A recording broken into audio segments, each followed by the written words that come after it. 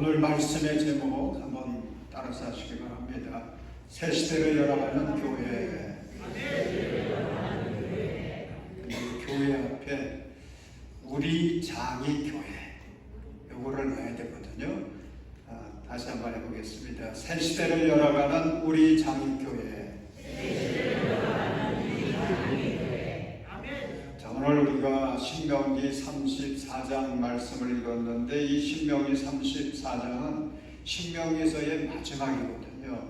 마지막 장인데 이 신명기 34장이 참 의미가 있는 것은 이제 모세 시대를 마무리하고 여호수아를 중심으로 해서 이스라엘이 새로운 시대를 열어가게 하는 그런 역사적인 전환점입니다. 먼저 모세를 생각해 보십시오. 모세는 80세에 하나님의 부름을 받지 않습니까? 그래서 이집트에서 종살이하고 있는 그 백성들을 해방시키죠. 그리고 하나님께서 아브라함과 이삭과 야곱에게 약속하셨던 그 약속의 땅 가나안, 그 땅의 꿈을 이루기 위해서 백성들을 이끌고 40년간 충성하고 헌신합니다. 그러다가 이제 모세가 120세가 됐어요.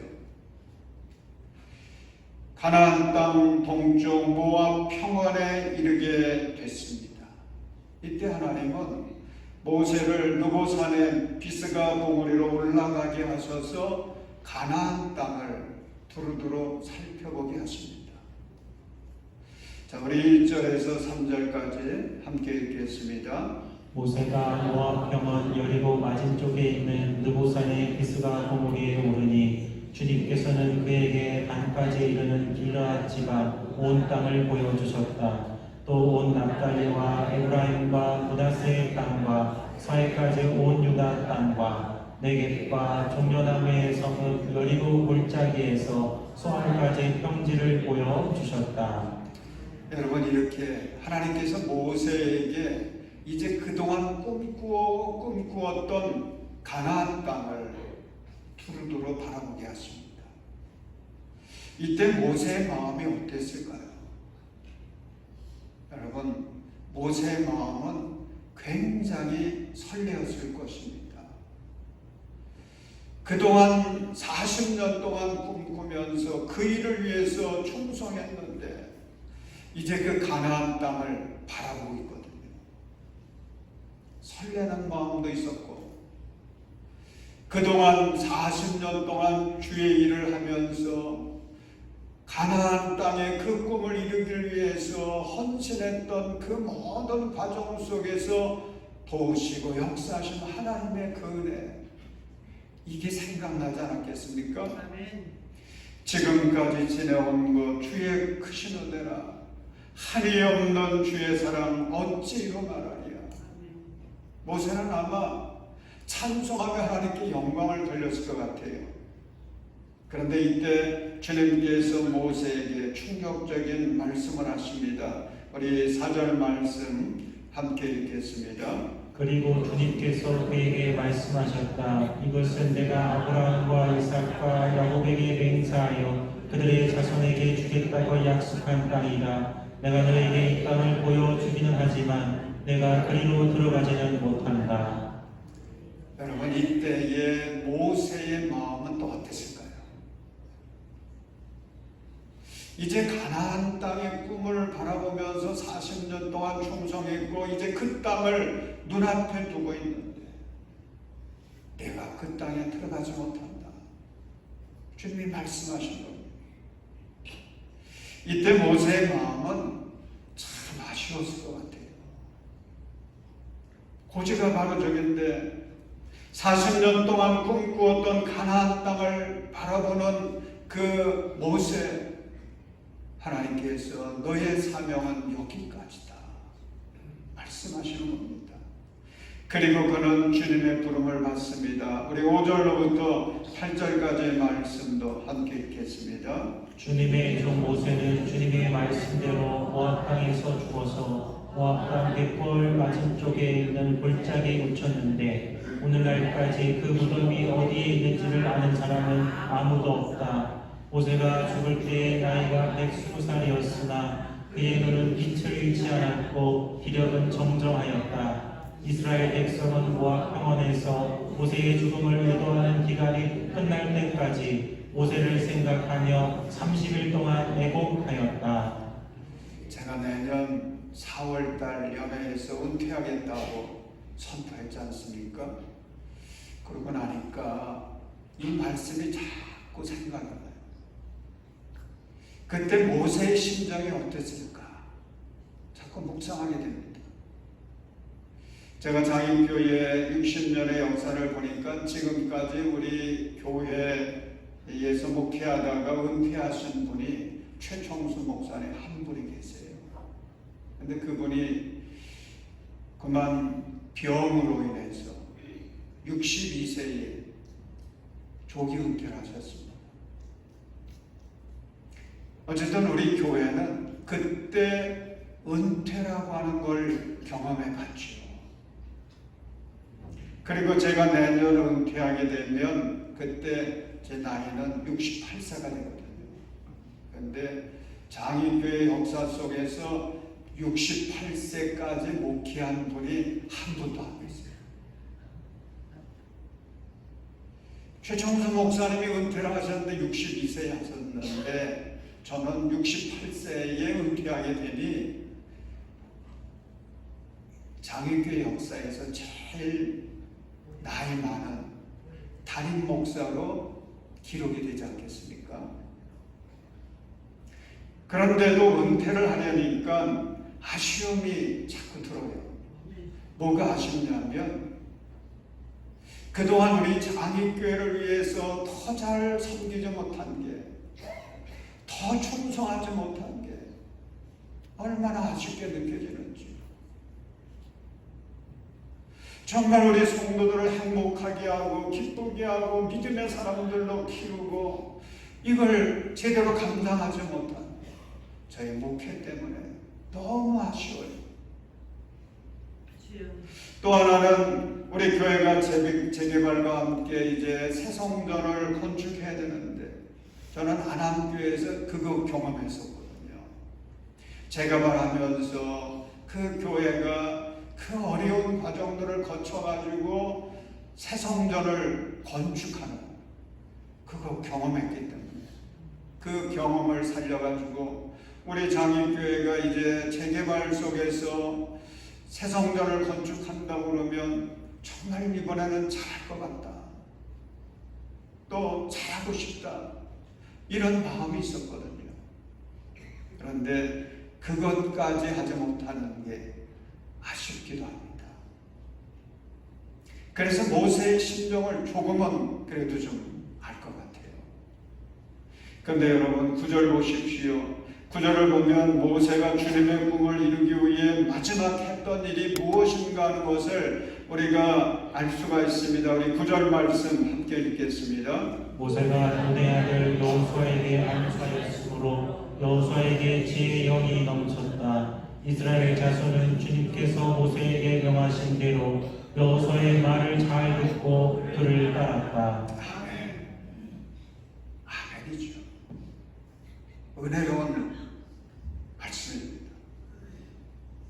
모세가 주님의 꿈을 이루기 위해서 40년간 충성하고 애쓰면서 했던 수많은 일들이 있었지만 그 가운데서도 마지막으로 했던 일이 이게 정말 멋진 일이 됐습니다.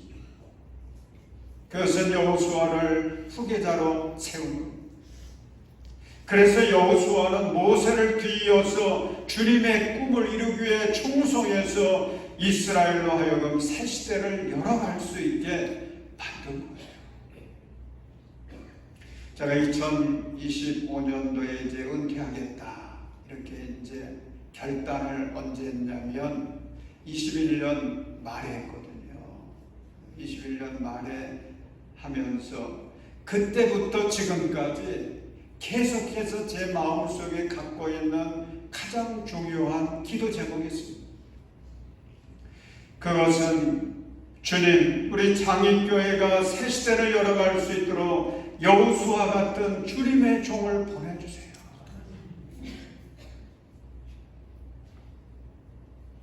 여러분, 이게 중요한 게요.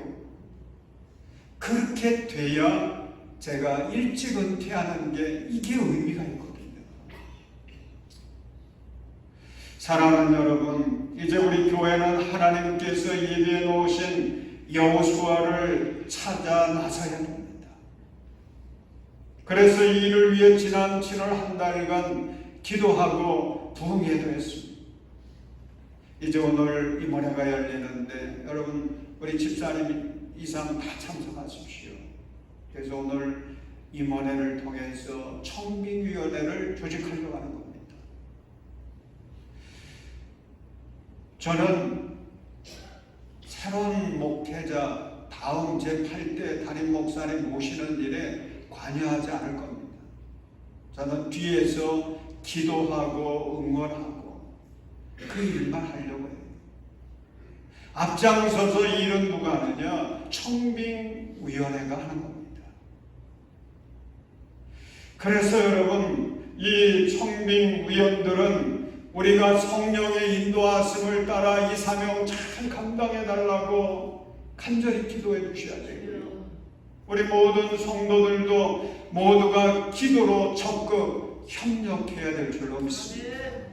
여러분, 그래서 우리 장인교회가 이번 기회를 통해서 여호수아와 같이 신실하고 능력 있는 담임 목사님을 중심으로 해서 이제 100주년을 향해서 더욱 힘있게 나아가서 새 시대를 열어갈 수 있기를 주님의 이름으로 축원합니다. 그러면 여호수아는 어떤 지도자였습니까? 첫째로 여호수아는 믿음의 사람이었습니다. 이걸 우리가 성경에서 많이 볼 수가 있는데 그 중에서도 민수기 13장과 14장 보면 여호수아가 얼마나 믿음의 사람이었는가 하는 것을 우리가 알 수가 있어요. 이제 모세가 바람 광야에서 12명의 정탐꾼을 가나안 땅에 보내지 않습니까? 그리고 그 12명의 정탐꾼이 돌아와서 보고하는데 그때 여호수아가 그 12명의 정탐꾼에 소속해 있었습니다. 그런데 10명의 정탐꾼들이 백성들에게 보고하는데 얼마나 이들의 보고는 불신앙적이었는지, 그 가나안 땅과 그 지역에 살고 있는 사람들, 이런 모든 당시의 상황과 형편을 믿음의 눈으로 본 게 아니고 다들 불신앙의 눈으로, 인간의 눈으로만 본 거예요. 그 보고를 들은 백성들은 실망을 했습니다. 좌절합니다. 그래서 모세를 향해서 돌을 던지려고까지 했습니다. 그런데 이때 여호수아가 나서지 않습니까?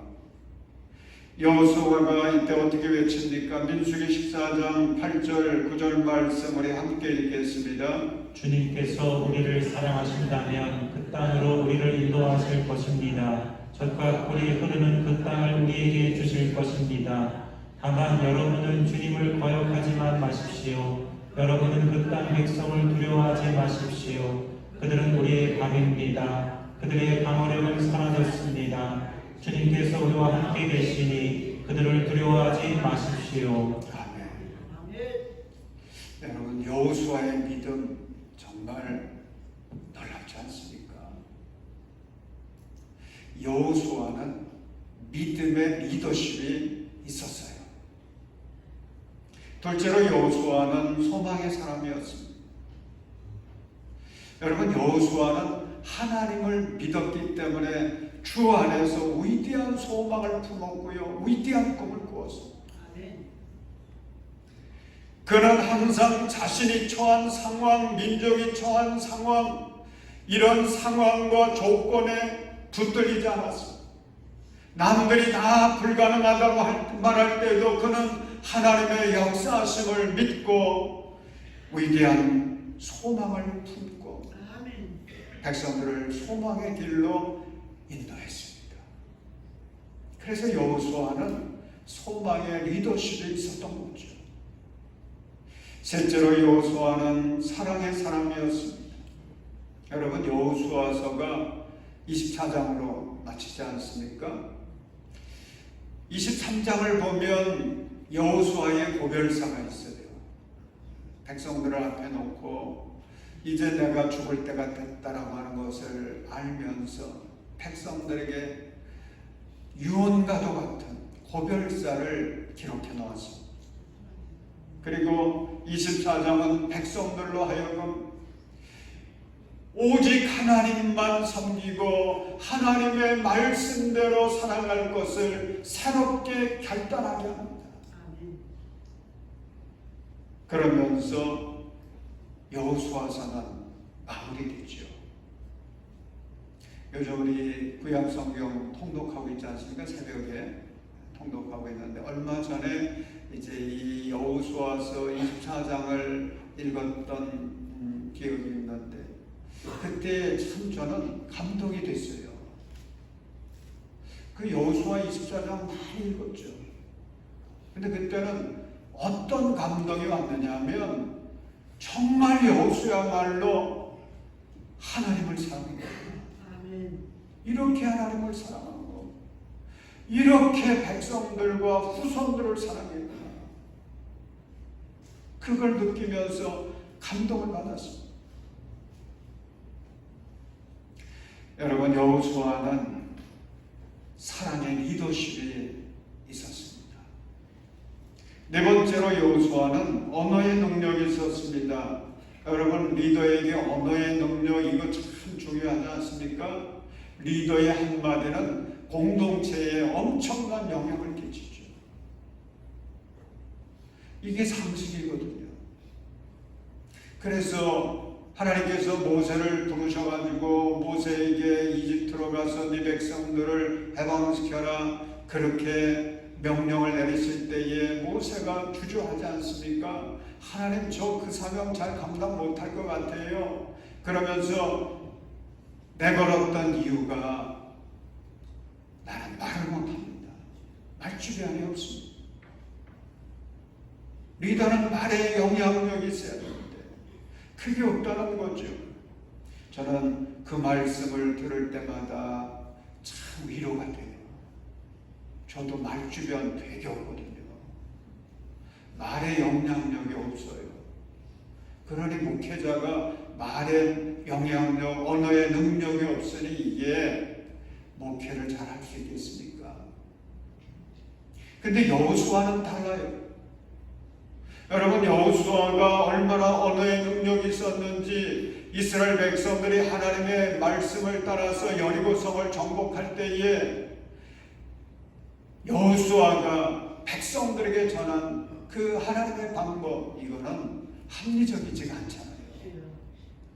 그럼에도 불구하고 하나님의 백성들이 여호수아가 전한 하나님의 방법대로 그대로 순종합니다. 저는 거기서도요, 여호수아의 언어의 능력이 참 탁월했구나, 그걸 느낍니다. 그러지 않고서 어떻게 백성들이 이렇게 하나같이 그대로 순종했겠어요?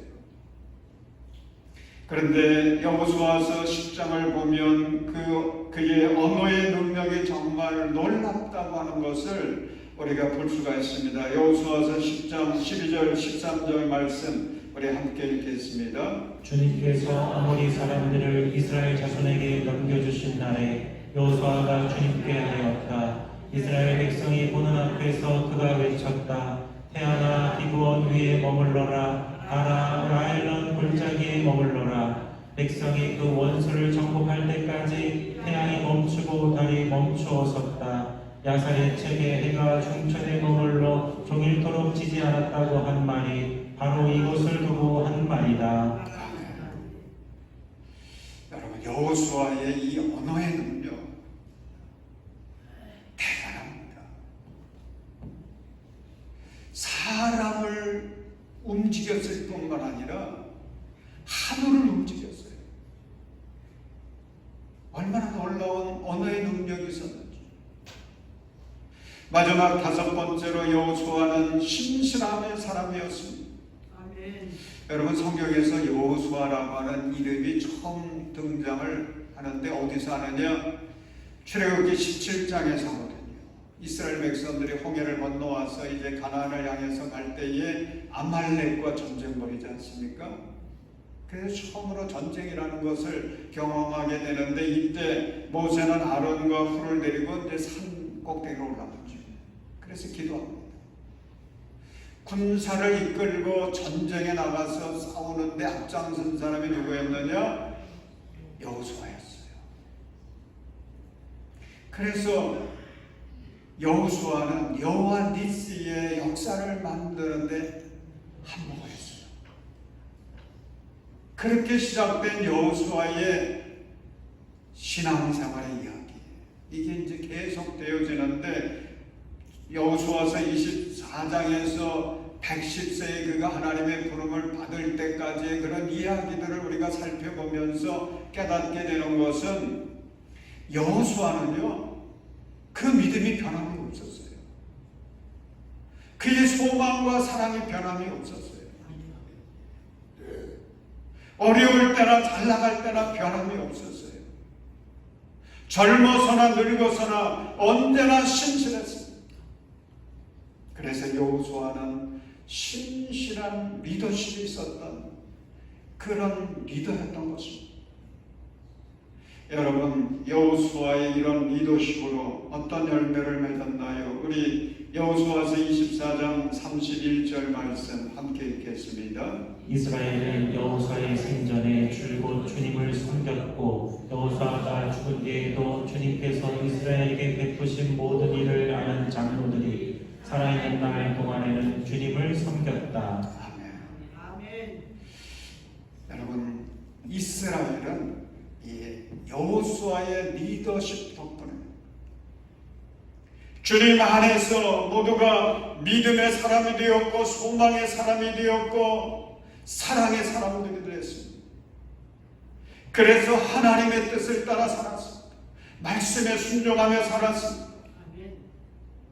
그래서 마침내 그들은 가나안의 꿈을 성취하게 되었고, 하나님께서 기뻐하시는 아름답고 복된 역사를 써갈 수 있었던 것입니다.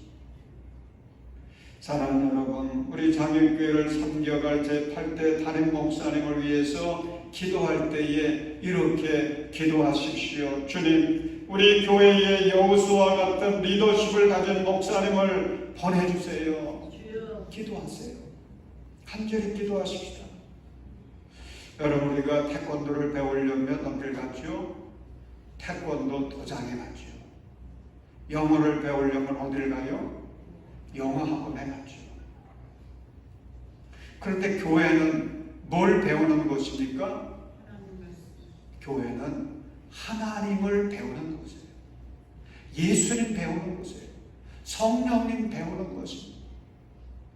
그래서 하나님을 통해 참된 믿음을 갖게 하고, 하나님을 통해서 영원한 소망을 품게 하고, 하나님을 통해서 진실한 사랑을 배워서 우리 인생이 한 번뿐인데 한 번뿐인 우리의 인생을 아름답고 복되게 만들어 가도록 우리는 교회를 나오는 겁니다. 아멘. 여기 와서 하나님 배우는 거예요. 여러분, 그러므로 우리 장익교회 담임 목사님은 무엇보다도 믿음이 있어야 됩니다. 아멘. 소망과 사랑의 리더십이 있어야 됩니다. 선한 영향력을 끼칠 수 있는 언어의 능력이 있어야 합니다. 무엇보다도 주님처럼 신실해야 됩니다. 여러분, 이런 여호수아의 리더십을 가진 목사님 이번에 꼭 우리가 만날 수 있도록 하나님께 기도하십시오. 그런데 민수기 27장을 보면 모세가 여호수아를 후계자로 세울 때 먼저 어떻게 했는지, 이거 참 중요합니다. 우리 민수기 17장 15절 16절 함께 읽겠습니다. 모세가 주님께 이렇게 하였다. 모든 사람에게 영을 주시는 주 하나님, 이 회중의 한 사람을 임명하여 주시기를 바랍니다. 아멘. 자, 모세가 후계자를 세우는 일을 할 때 뭐부터 했죠? 기도부터 했습니다. 기도부터 했어요. 이게 얼마나 중요한지. 그는 먼저 역사를 주관하시는 하나님께 기도부터 한 거예요. 그러자 주님께서 응답해 주셨는데 18절을 보면 너는 눈의 아들 여호수아를 데리고 오너라. 그는 영감을 받은 사람이다. 너는 그에게 손을 얹어라. 그리고 19절 보면 너는 그를 제사장 엘르아살과 온 회중 앞에 세우고 그들이 보는 앞에서 그를 후계자로 임명하라. 여러분, 사람이 무슨 일을 결정할 때에 내 욕심이 앞설 때가 많아요. 내 판단을 앞세울 때가 많아요. 그런데 모세는 우리에게 참 위대한 모범을 보여주셨어요. 여러분, 여호수아 모세가 몰랐던 사람 아니에요. 너무 잘 알아요. 그가 얼마나 신실한 사람인지 모세가 신뢰하는 사람입니다. 그런데 보세요. 후계자를 세우는 일, 그 일을 앞두고 저 같으면 이렇게 할 것 같아요. 주님, 여호수아 이 사람 어떨까요? 그렇게 할 것 같아요. 근데 모세는 그러지 않았습니다. 자기의 가진 모든 선입견을 다 내려놓았습니다. 그리고 먼저 하나님께 기도한 것입니다. 하나님, 후계자를 세워야 되겠는데 어떤 사람이 좋을까요? 하나님께 물어봅니다. 그리고 주님의 응답을 받고 그대로 순종했습니다. 여러분, 오늘 임원회에서 청빙위원들을 세우게 됩니다. 우리 청빙위원들은 모세처럼 여러분에게 맡겨진 거룩한 사명 잘 감당하기 위해서 기도하며 충성하시기를 바랍니다. 간절히 기도하십시오. 그래서 우리가 나중에 간증할 때 이런 간증했으면 좋겠어요. 우리가 그때 이 문제를 놓고 나는 내 평생에 가장 열심히 기도했습니다. 그랬더니 주님께서 이렇게 은혜를 베풀어 주셨습니다. 여러분, 이런 간증할 수 있어야 되지 않겠습니까? 그리고 우리 모든 교인들도 하나님 앞에 이 문제를 놓고 간절히 기도하며 협력하십시오. 그래서 하나님의 뜻을 따라서 우리 장의교회가 아름다운 역사를 만들어갈 수 있기를 주의 이름으로 축원합니다. 지난 목요일 8월 1일입니다. 8월 1일 우리 교회가 이제 국민일보를 늘 보거든요. 그런데 저는 국민일보의 그 오는 신문 중에서 뭐만 보느냐면 미션란만 봐요. 근데 목요일 날 그 미션란을 보니까 아주 흥미로운 기사가 딱 눈에 띄었습니다. 제목이 뭐냐면 사라진 청년 세대 불러 모으려면 교회의 재정, 인사, 기획, 주도권 나눠라. 이런 거예요. 여러분, 내용이 제가 정리해드리면 이런 겁니다. 지금 한국교회에서 보면 보통 교회마다 60대, 70대들이 중심이에요. 근데 이분들이 이 대단한 일을 했습니다. 우리 한국 사회적으로 봐도요, 이분들이 20대, 30대, 40대 젊은 때에서부터 해가지고 오늘의 대한민국이 있도록 만드는데 아주 큰 역할을 했거든요. 또 이분들이 한국 교회를 오늘날과 같이 이렇게 부흥시키는데 아주 큰 공헌을 했어요. 이들은 여전히 건강합니다. 이들은 여전히 열정이 있어요. 거기다가 지금 우리 한국 사회 보십시오. 참 고령화되어 가고 있는 게 아주 이거 큰 문제라고 볼 정도로 심각하지 않습니까? 이제 내년 7월이 되면 우리나라 국민의 20%가 65세 이상이 된다는 겁니다. 아이들은 없고요.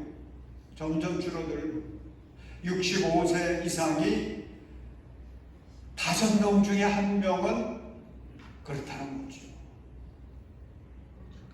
대단하잖아요. 이제 앞으로 30년 후에는 우리 교회가 40년 후가 되면 100주년인데 뭐 그때는 당연할 거고 30년 후에는 우리 국민의 50%가 65세 이상이 된다는 거죠. 그만큼 사회나 더구나 우리 교회는 이 노년 세대들이 많아지는 거예요. 그런데 젊은 후배들을 보면 이 젊은 우리 세대들이 경험도 없어요. 믿음도 우리 같지 않아요. 열심도 부족해요. 그래서 교회의 중요한 이 결정권을 그들에게 맡길 수 있느냐 염려가 된다는 겁니다. 그런데 이렇게 이야기하는 거예요. 그러나 한국교회의 미래를 위하여 20대 청년들을 비롯하여 3040 세대들이 교회의 주요 의사결정에 참여하도록 구조를 바꿔야 한다. 아멘. 강조하는 겁니다. 그런데 그 기사를 보니까 우리 감리교회 감독회장을 지내신 김진호 목사님 잘 아시잖아요. 그분이 지금 85세예요. 90을 앞두고 있는 분인데 그분이 이런 조언을 붙여놨어요. 시니어 중심의 의사결정 구조를 고집한다면 교회는 계속 늙어갈 수밖에 없다면서 젊은 세대가 참여할 수 있도록 제도적 변화를 모색해야 할 때다. 저는 이 기사를 보면서 고개가 끄덕여졌습니다. 여러분은 어떻게 하는 것이 희망이 될 것 같습니까? 교회의 모든 결정권을 그래도 교회를 사랑했고 교회를 위해서 지금까지 충성했던 세대들이 계속 붙잡고 나가야 희망이 될런지, 아니면 그래도 20대, 30대, 40대 젊은이들까지 끌어들여서 그들과 함께 결정해 나가는 것이 교회의 희망이 될 것인지 어떻게 생각하십니까?